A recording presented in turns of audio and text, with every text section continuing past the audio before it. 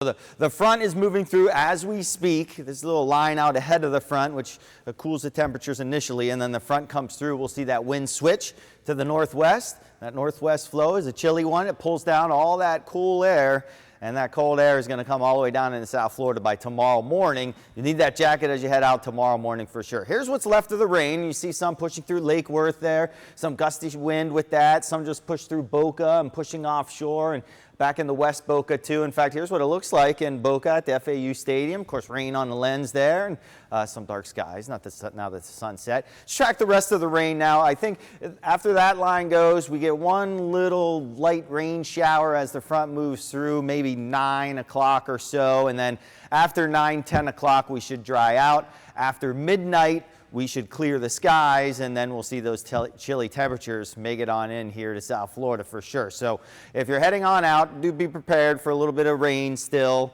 Nothing real big though, but a little bit of rain through about 9 o'clock, and then we drop those rain chances after that. Here are the low temperatures for tomorrow morning. Quite a difference from what we've been seeing here. A little shock to us here. 49 in Vero Beach.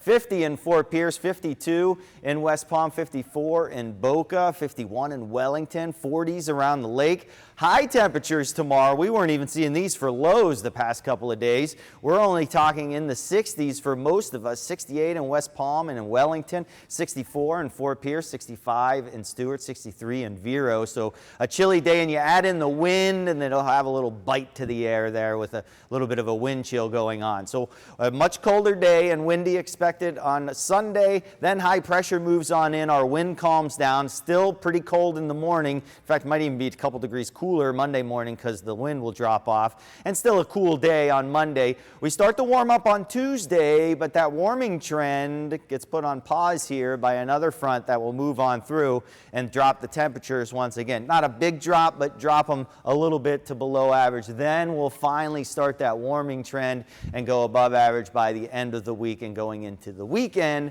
we'll be looking at temps back into the 80s, but very windy. Gale warnings up overnight, turning the small craft advisory for tomorrow. Seas 4 to 6, building 8 feet, and will be the roughest in the overnight hours and start to come down tomorrow. Rip current threat will be up too, with a new swell filling on in. 7-day forecast, high temperatures gradually go up, then that other cold front will cool it down briefly, and then we'll warm back up to near 80 by Saturday.